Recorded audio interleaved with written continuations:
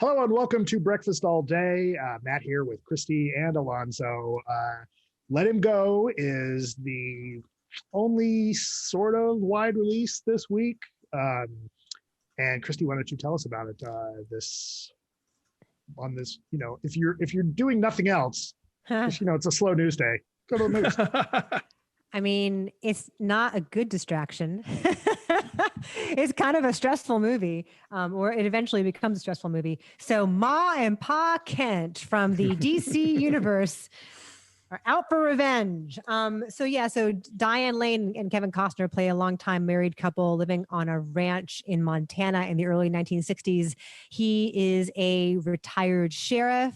She is a very accomplished horsewoman. They're living with their son, their only child, and his wife and their newborn baby.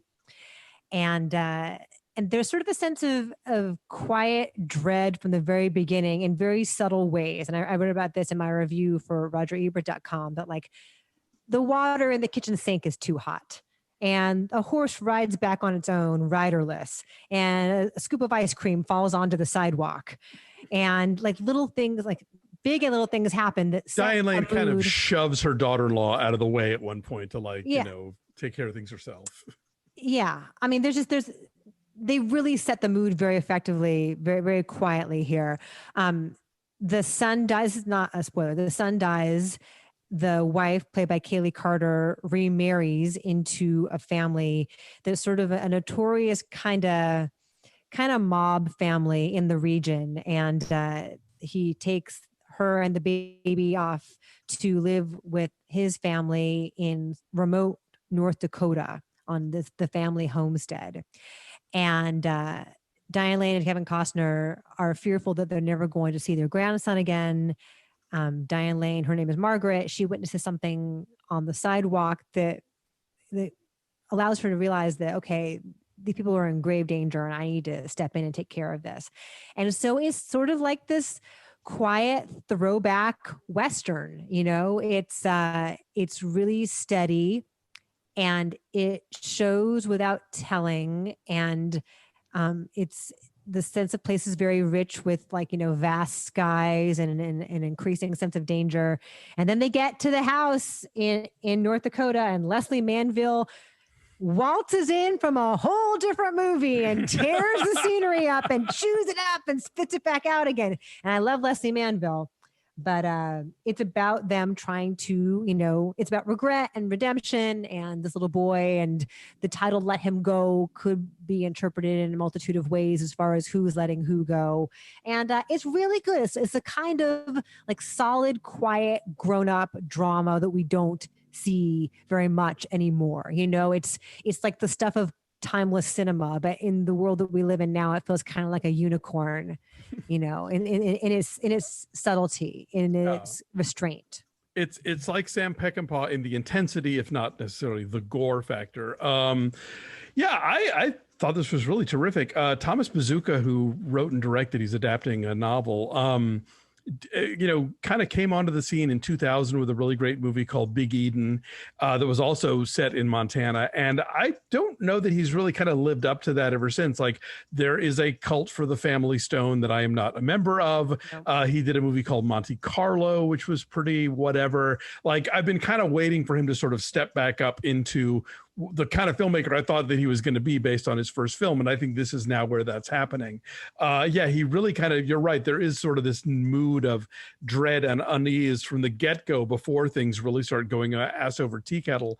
And I think it's very effectively staged and really kind of builds in an interesting way. I like Jeffrey Donovan a lot as as the brother of the guy that marries into the family, and he is very kind of quietly terrifying in a way that Lesley Manville, as you say, is not, because she's going big. He's and the it's fine. uncle, though, right? He's Lesley Manville's brother. Oh, okay, gotcha. Yes. Anyway, yes, but he's as a member of that family, I think a lot more grimly effective.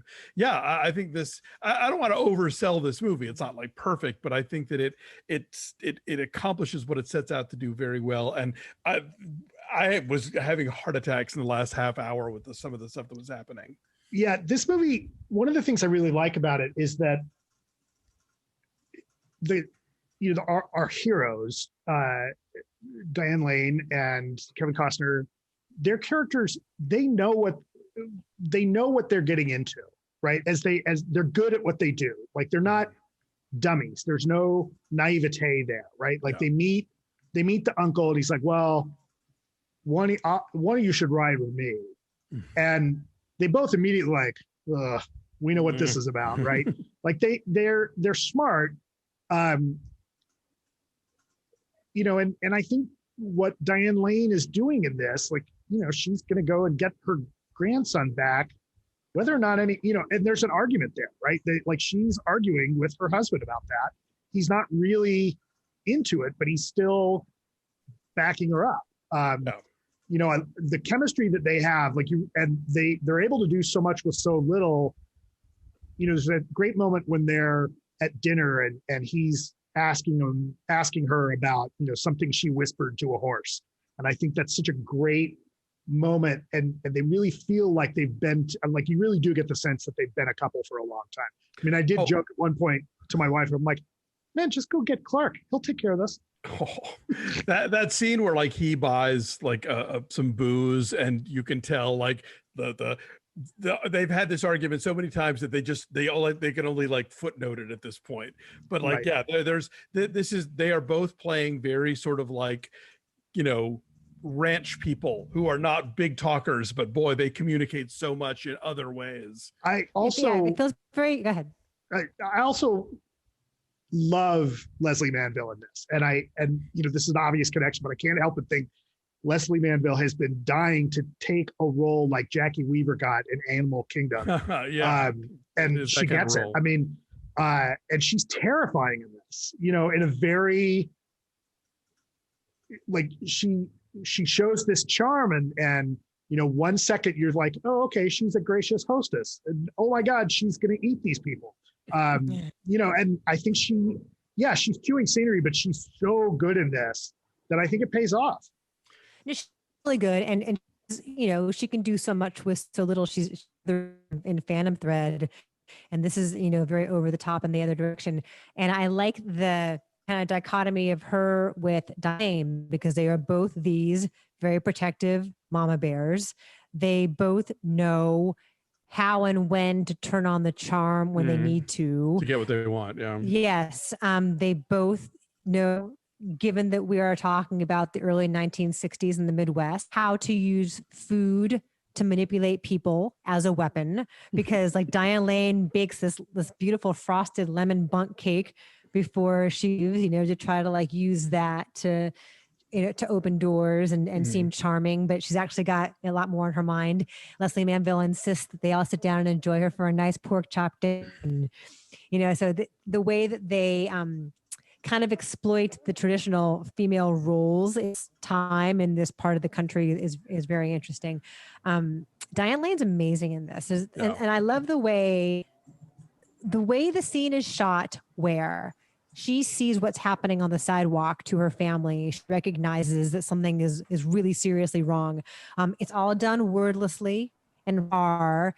It's shot through her windshield of her wood-paneled station wagon. We don't actually hear a word of what's being said. It would have been so easy to cut from that to a tighter shot of the three of them on the sidewalk and hearing the screaming and hearing the slap. That would have been easy, but seeing it from afar gives it a whole different kind of startling power. And then they cut to flashing across her face, the horror that flashes across her face.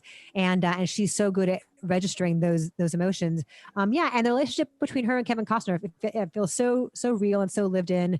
And he, of course, can do stoic and laconic in his sleep, but there's an underpinning of melancholy. And yeah, you're right, Matt, the thing with the alcoholism, they allude to it just enough to make it clear what it is and how it colors their marriage, without having to have it be a big blown up argument about his drinking.